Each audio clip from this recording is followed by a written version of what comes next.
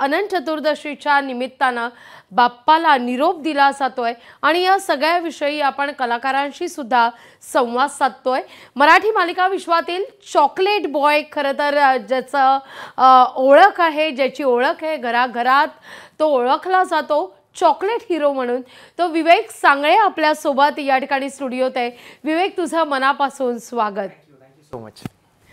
मला वाटतं आपण एक 4-1 वर्षांनी पुन्हा एकदा भेटतोय। सुरुवातीला आपण मला आठवतं की आपण गोकुळाष्टमीच्या निमित्तानं गप्पा मारलेल्या होत्या विवेक, आणि त्यावेळी तो सगळा लालबाग परळचा माहोल तुझ्याकडून समजून घेतलेला होता। आता थोडं सणाच्या निमित्तानं थोडं पुढे आलोय। गोकुळाष्टमी नंतर गणेशोत्सवाचा हा माहोल, लालबाग परळ आणि गणेशोत्सव इक्वल टू आनंद, याखेरीज दुसरं समीकरण नाही। नाही, खरंच आत्ता मी तुमच्याशी बोलताना सुद्धा ना इथे टी व्हीवरती ते सगळे दृश्य बघतोय। लालबागचा राजा जस्ट बाहेर आलाय, परळचा राजा आता स्टॉप बिल्डिंगपर्यंत पोहोचलाय। सो इथे बसल्या बसल्या मला ते एक्साइटमेंट लागली आहे की यार मी तिथे का नाही आहे, किंवा माझ्या डोळ्यासमोरून ना तिथे मी आहे आणि तिथे सगळे हे दृश्य माझ्या डोळ्यासमोरून जात आहेत की आता लालबागचा राजा पास झालाय, गणेश गल्ली मगाशीच पास झाला। सो इतकं छान वाटतंय। आता येताना पण सगळे गणपती, म्हणजे घरातून निघालो तर नेमका ड्रायव्हरने लालबागच्या परळच्या इथून टाकली, तर सगळे मोठे मोठे गणपती मला येताना दिसले।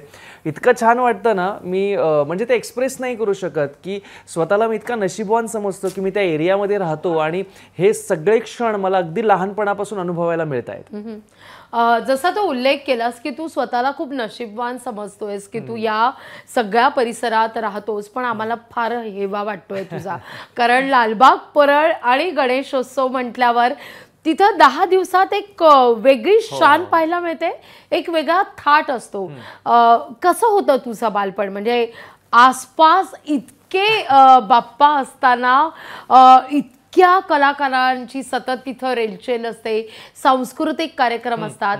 आता लालबाग परळचा गणेशोत्सव काहीसं वेगळं रूप धारण करणार आहे, पण तुझ्या बालपणी हा गणेशोत्सव कसा होता? खरं तर ना मला कुठल्याही काळाला नावं नाही ठेवायची आहेत की तेव्हा खूप छान होता, आत्ता असं आहे तसं आहे।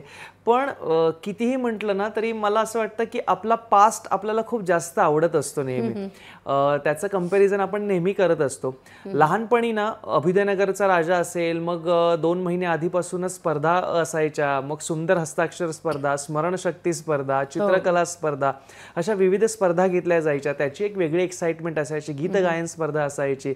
सो तिथे अख्ख्या कॉलनीमध्ये नंबर आला पाहिजे आपला, जर तो आला तर खूप असं प्राऊड फील व्हायचं की अरे आपला अख्ख्या कॉलनीमधून 48 बिल्डिंगमधून नंबर आलाय आपल्या इतक्या मुलांमधून। सो पप्पा मला मग संध्याकाळी मिलमधून आले घरी की मला ते गणपती बघायला लालबागला घेऊन जायचे। तेव्हा ऑफकोर्स माझ्या काकांकडे गणपती बसायचा, पण आम्ही दोघं असंच ठरवायचो की ही मूर्ती ती मूर्ती ती मूर्ती असं। सो ती एक वेगळी एक्साइटमेंट होती। माझ्या घराजवळच एक गणपतीची कार्यशाळा होती। सो मी शाळेतून सुटल्यावरती धावत जायचो, जेवायचो घरी, धावत जाऊन ना उगाच तिथे तासन तास थांबून राहायचो त्या कार्यशाळेमध्ये। ते कसं कधी रेखाटण्याचा प्रयत्न केलास? नाही, मी खूप माझी चित्रकला खूप छान आहे। सो मी पेंटिंग्स खूप छान करतो, तर मी तिथे जाऊन ना जसं की शेवटच्या दिवशी तेव्हा इतकी गर्दी असायची, फक्त गणपती निघण्यापुरती तेवढी आजूबाजूला गर्दी असायची, पण तुम्ही कुठेही असं फिरू शकत असायचं। आता अगदीच इतकी रश असते की जर तुम्हाला त्याची सवय नसेल तर मग तुम्ही तिथे नाही सर्व्हाइव्ह करू शकत। आपलाच परिसर आपल्याला नवा वाटतो। हो, नवा वाटतो। सो तेव्हा ना 5-5 रुपयाला असे फोटोज मिळायचे सगळ्या जो गणपती पास होईल तिथे कोणीतरी विकणारे असायचे 4-5 जण, त्या गणपतीचे फोटोज विकायचे आणि मला खूप ते कलेक्शन करायला आवडायचं। दरवर्षी मग गणेश गल्लीचा, लालबागचा राजा, परळचा नरे पार्क तेव्हा म्हणायचो आम्ही, नरे पार्कचा गणपती असेल, तेजूकायचा गणपती असेल, रंगारी बदकचाळचा गणपती असेल, सो असे सगळे फोटोज मी घ्यायचो आणि सेम मी डिट्टो ड्रॉइंग करायचो त्यांचं। सो एक ते वेगळं कलेक्शन होतं, ती एक वेगळी मजा होती। तेव्हा तर दुपारी 2-3 वाजता सगळं सामसूम झालेलं असायचं, सगळे गणपती श्रॉफ बिल्डिंगच्या तिथून पास झालेले असायचे। सो छान आठवणी आहेत सगळ्या। या सगळ्यावर आपण चर्चा करणार आहोत, संवाद साधणार आहोत. पण एक महत्त्वाची बातमी समोर येते. गणपती विसर्जनाकरता पोलीस प्रशासन सुद्धा सज्ज आहे. ड्युटीवर तैनात होण्याआधी मुंबई पोलिसांनी पोलीस ठाण्यातील बाप्पाचं या ठिकाणी दर्शन सुद्धा घेतलेलं आहे. तर आदर्शवत विसर्जन देखील बाप्पाचं केलेलं आहे.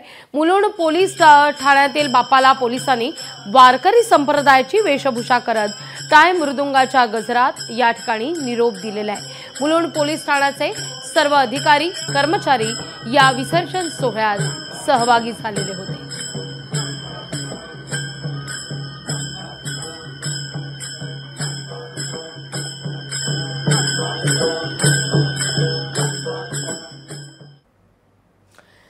विवेक, जसा तू उल्लेख केलास की तुझी चित्रकला फार चांगली आहे, त्यावेळी स्मरणशक्ती स्पर्धा असायची, वक्तृत्व स्पर्धा असायची, यातूनच अनेक कलाकार घडत गेले. चित्र साकारत असताना अचानक आपण बिग स्क्रीनवर काहीतरी साकारावं असं नेमकं कधी वाटलं? नाही, खरं तर खूप ऍक्सिडेंटली घडल्या सगळ्या गोष्टी. असं प्रत्येक कलाकार म्हणतो आणि तो कलाकार यशस्वी सुद्धा असतो. हो, कारण खरंच लहानपणापासून मी शाळेतही कधी कुठल्या ड्रामामध्ये पार्टिसिपेट केलं नव्हतं, काहीच संबंध नव्हता. ऑफकोर्स तेव्हा मी गीत गायन स्पर्धांमध्ये भाग घ्यायचो, चित्रकला स्पर्धांमध्ये भाग घ्यायचो, बाकी स्पर्धांमध्ये भाग घ्यायचो, RSPचा ट्रूप लीडर होतो. पण ऍक्टिंग करण्याचा कधीच प्रयत्नही केला नव्हता मी. काही अचानक गोष्टी घडल्या 2009 साली. अचानक खूप ड्रास्टिकली, म्हणजे आपण 180 डिग्री म्हणू शकतो की मी असं अगदी करिअर चेंज झालं आणि मी या क्षेत्राकडे वळलो. 5 वर्ष खूप स्ट्रगल केला की तेव्हा माहितीही नव्हतं की कुठे कोणाला भेटायचं, कसं स्ट्रगल करायचं. सो पण असं हे अचानक वाटलं की आपसुक काम आलं, नेमकं काय? नाही, अचानक तेव्हा माझी एक मैत्रीण आहे, सो तिने मला सांगितलं होतं की तू ट्राय केलं पाहिजे. सो तेव्हा काहीच असा संबंध नव्हता, तो एक वेगळा विषय आहे, खूप खोलातला, आपण बोलू नंतर कधीतरी.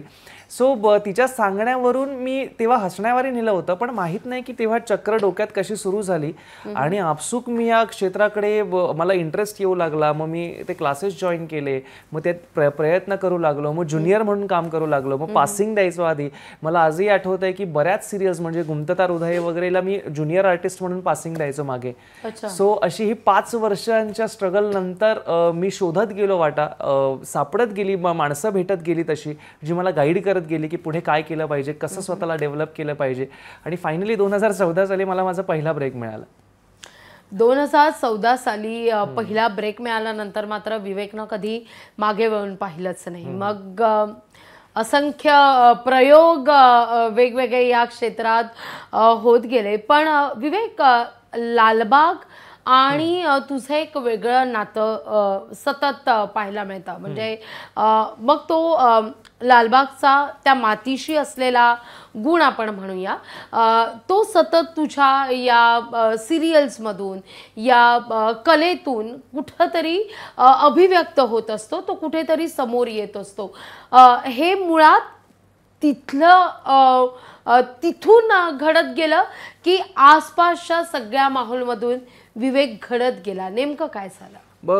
मला सगळ्यात मोठा ॲडव्हान्टेज काय वाटतो ना लालबाग परळमध्ये राहण्याचा, की तिथल्या मुलांचा कॉन्फिडन्स हा नेक्स्ट लेवलला असतो. म्हणजे मला आजही आठवतंय की माझे काही भाऊ आहेत, कझन्स आहेत, जे नाशिकला राहतात, काय राहतात, तर त्यांच्या आई वडिलांना म्हणजे माझ्या मावशींना किंवा मामांना वगैरे त्यांना एक वेगळं टेन्शन असतं की अरे हा कसा जाईल मुंबईला तरी, किंवा हा बाहेर गेल्यावर याचं कसं होणार, काय होणार. पण मुंबईत ना सुरुवातच इथून होते की 7वी 8वीलाच तुम्ही क्लासला कुठेतरी राहत असता, तुम्ही काळा चौकीला दादरला तुम्ही क्लासला जाता. मग 11वी पासूनच तुम्ही वेगळ्या लांबच्या कॉलेजला जाता, जसं मी DY पाटीलला जायचो वगैरे, 1 तासभर ट्रॅव्हल करून वगैरे. सो एक तुम्हाला ना वेगळाच कॉन्फिडन्स आलेला असतो. तिथला माहोल असा असतो ना की तुम्ही 6वी 7वी पासूनच खाली मुलांमध्ये मिसळायला सुरुवात झालेली असते, मंडळांमध्ये जायला सुरुवात झालेली असते. मग तिथे कसं मोठी माणसं येतात, मग कसं वागतात ते आपण बघत असतो. सो बेसिकली ना तिथे एक हे वेगळे कॉन्फिडन्स वाढवण्याचे संस्कार तुम्हाला लालबाग परळमध्ये फुकटात मिळतात. आणि मला असं वाटतं तो ॲज अन ॲक्टर ना तो कॉन्फिडन्स खूप जास्त महत्त्वाचा आहे. मला असं वाटतं की तो कॉन्फिडन्स असेल ना तर तुम्ही काहीही मारून नेऊ शकता. कुठलंही म्हणजे आपण कुठलीही अपॉर्च्युनिटी असेल ना तर ती कशी आपण ती आपल्या खूप छान याच्यात कन्वर्ट करू शकतो ना, हे ते कॉन्फिडन्सवरती डिपेंड करतं.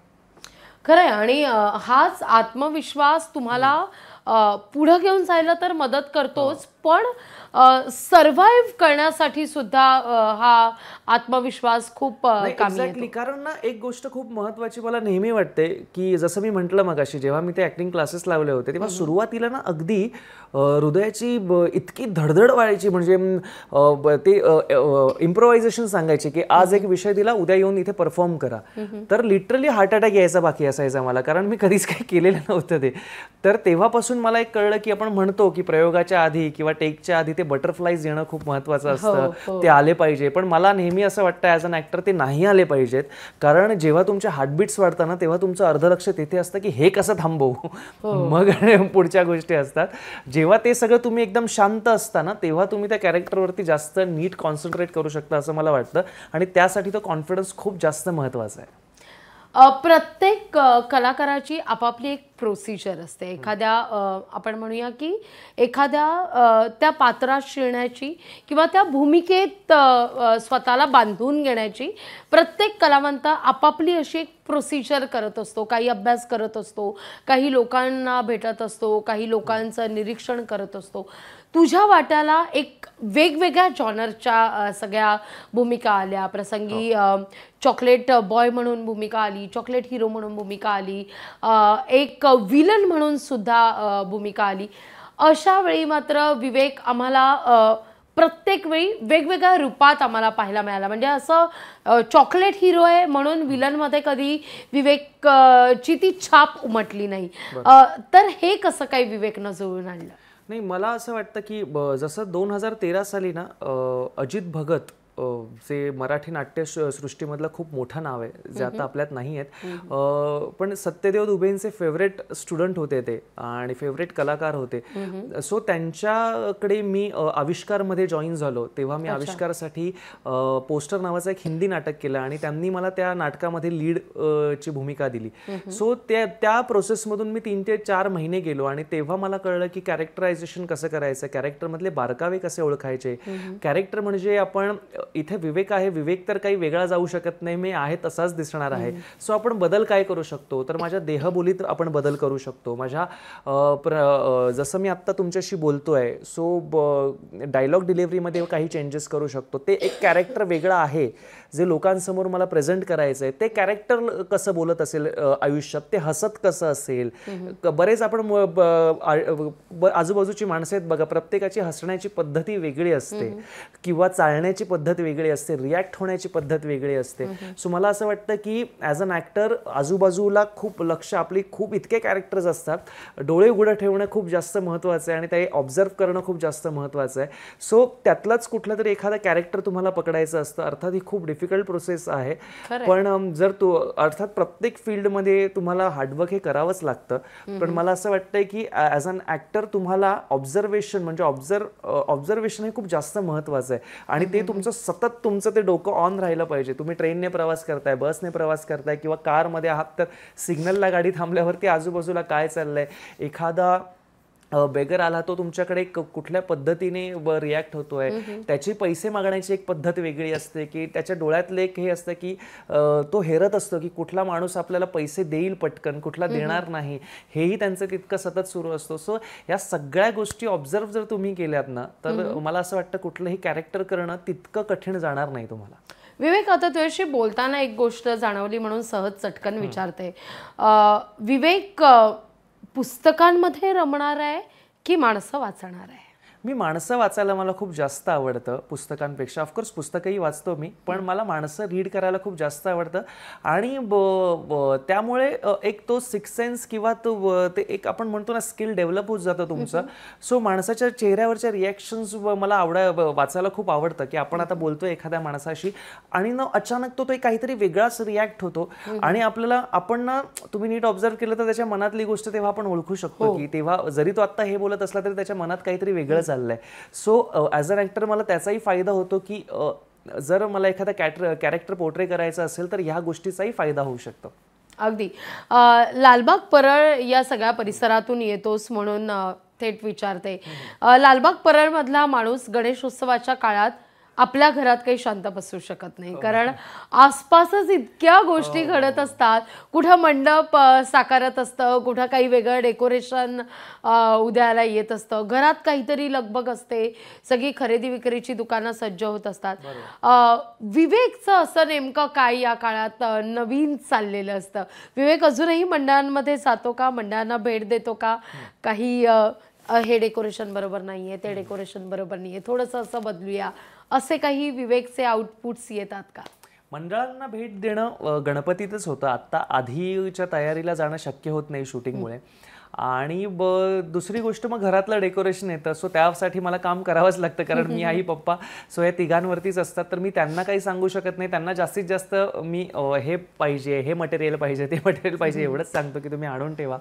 सो शूटिंगवरून घरी गेल्यावर मग 2-3 महिने आधीपासूनच माझ्या डोक्यात आयडियाज अशा सुरू असतात काही ना काही, की हे करूयात का बॅकड्रॉपला, ते करूयात का, मग हे त्याच्यावरती लावलं तर जास्त छान दिसेल वगैरे. मग मूर्ती कुठली आहे, मग मूर्तीचं कलर कॉम्बिनेशन काय आहे, की बॅकग्राऊंडला जर मूर्तीचे कलर कॉम्बिनेशन डार्क असेल थोडं, तर बॅकग्राऊंडला आपल्याला लाईट शेड ठेवली पाहिजे वगैरे.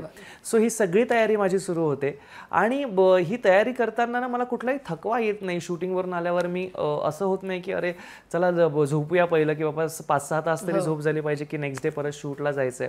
ती एक वेगळी एनर्जी असते बाप्पासाठीची, ती बाप्पाच देतो आपल्याला. की आणि जसं ना त्या दिवशी मी एका इंटरव्ह्यूमध्ये म्हटलं होतं की जेव्हा घरात गणपती बसतो ना, तेव्हा घरात गणपतीचं गाणं वगैरे लावायची गरजच नाहीये माझ्या, कारण ग्राउंडमध्ये जो गणपती आहे ना तिथलाच स्पीकरचा आवाज आपल्याला घरपर्यंत येत असतो. सो तो एक फील असतो तिथे राहण्याचा. 10 दिवस काय गेले 2 महिन्यापासून तो फील सुरू झालेला असतो, ती लगबग सुरू झालेली असते, आगमनाची तयारी असते. मग आगमन झाल्यानंतर तिथे डेकोरेशनची तयारी असते. माझ्या समोरच्याच ग्राउंडमध्ये खूप मोठी जत्रा भरते.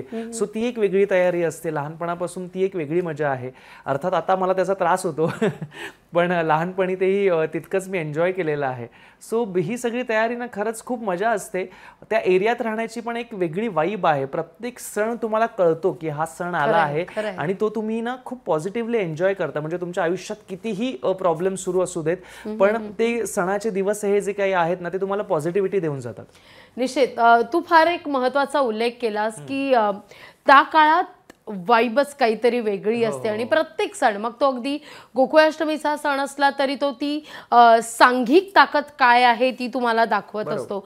गणेशोत्सवाचा काळ तुम्हाला सकारात्मक ऊर्जा देणारा असतो, वाईट गोष्टी दूर सारणारी. पुढे दिवाळी येतच असते, प्रकाशमान आपलं आयुष्य करण्यासाठी. गणेशोत्सव तुला नेमकं काय देऊन जातो? आणि गणेशोत्सवादरम्यान प्रत्येक जण बाप्पाच्या कानी काही ना काहीतरी गाणं आपलं मांडत असतो. विवेक नेमकं काय बोलतो यावर्षी बाप्पाला, नेमकं विवेकनं काय सांगितलंय, सगळ्या गप्पा जाणून घ्यायच्या आहेत. विवेकनं या 10 दिवसात बाप्पासाठी नेमकं काय काय केलं, बाप्पाचे त्याच्या प्रती काय किस्से आहेत, हे देखील आपण जाणून घेतोय. विवेक, ब्रेकवर जाण्यापूर्वी जसं मी म्हणाले की प्रत्येकाला बाप्पा हा आपण थेट नाही पण प्रत्यक्ष अप्रत्यक्षपणे काही ना काहीतरी सांगू पाहत असतो, काही ना काहीतरी देत असतो. मग ती जगण्याकडे पाहण्याची दृष्टी असू दे, आसपास नेमकं काय घडतंय हे जाणून घेण्याची, पाखडून घेण्याची ती शक्ती असू दे, हे त्याच्या रूपातूनच आपल्याला ते दिसतं आणि नकळतपणे ते आपल्यात भिनत असतं. तुझ्या प्रती बाप्पा नेमका काय आहे? माझ्या प्रती बाप्पा ना मला पॉझिटिव्हिटी देणारं एक दैवत आहे. ती पॉझिटिव्हिटी खूप महत्त्वाची आहे, प्रत्येक क्षेत्रात ती खूप जास्त महत्त्वाची आहे. पण मला असं वाटतं की जिथे ही फील्ड खूप अनसर्टन आहे, आज तुमच्याकडे काम आहे, उद्या तुमच्याकडे काम नसतं, एखादा हिट दिल्यानंतरही तुमच्याकडे पुढचे कधी कधी 6-6 महिने काम नसतं तुमच्याकडे. मग त्या सगळ्या गोष्टींमध्ये ना ती पॉझिटिव्हिटी, ते पेशन्स खूप जास्त महत्त्वाचे असतात. आणि मला असं वाटतं की ती एनर्जी, ते पेशन्स, ती पॉझिटिव्हिटी ते सगळं बाप्पाकडून मिळतं. की पुढे काहीतरी नवीन करून दाखवण्याची जी हिंमत असते ना ती बाप्पाकडून मिळते. जेव्हा एखादा प्रोजेक्ट येणार असतो तेव्हा ती धडधड सुरू झालेली असते की तो ऑडियन्सला टेलिकास्ट झाल्यानंतर आवडेल की नाही, आपलं कॅरेक्टर आवडेल की नाही, आपला शो आवडेल की नाही.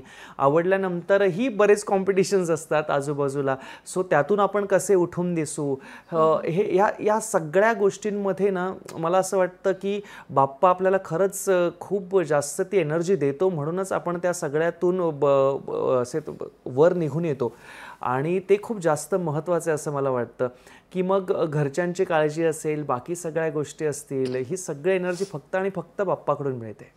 खरंय. आणि ती सकारात्मकतेची आपण म्हणूया, जसं तू उल्लेख केलास की पॉझिटिव्हिटी. आपण बाप्पा जेव्हा आपल्या गावी जात असतो तेव्हा त्याच्याकडे काहीतरी शिदोरी देत असतो, गुळ खोबऱ्याची शिदोरी देत असतो, पण नकळतपणे बाप्पा सुद्धा आपल्याला शिदोरी देत असतो. जगण्याकडे सकारात्मकतेनं पाहण्याचा दृष्टिकोन हा बाप्पा तुम्हाला देत असतो. चराचरात चैतन्य आज निर्माण झालेलं आहे. जरी आपण लाडक्या बाप्पाला निरोप देत असलो तरी देखील पुढल्या वर्षी लवकर या हे आर्जव प्रत्येक भक्ताचं स्वीकारत तो लाडका बाप्पा प्रत्येक भक्तावर कृपादृष्टी दाखवत आज आपल्या गावी निघालेला आहे. गणेशोत्सवाची आज अनंत चतुर्दशीच्या निमित्तानं सांगता होतीये. गणेशोत्सव हा 10 दिवसात चैतन्याच्या वातावरणात संपन्न झालेला आहे. आज विसर्जन मिरवणूक आहे आणि जसं मी सुरुवातीपासून उल्लेख करतेय की जसजसा सूर्य हा क्षितिजा पार जाईल तसतसे या उत्सवाचे रंग अधिकच गडद होत जातील. एकीकडे अथांग पसरलेला जलसागर दिसेल तर एकीकडे अथांग पसरलेला जनसागर पाहायला मिळेल आणि या दोघांना जोडणारा असेल तो म्हणजे भक्तीचा महापूर. हा सोहळा असाच सुरू राहणार आहे. विवेक, तू आज इथं आलास, इतक्या मनमोकळ्या गप्पा मारल्यास, तुझ्याकडून एक जगण्याची नवी उर्मी अनेक. लोकशाही मराठी ऐका, पहा, जागरूक रहा.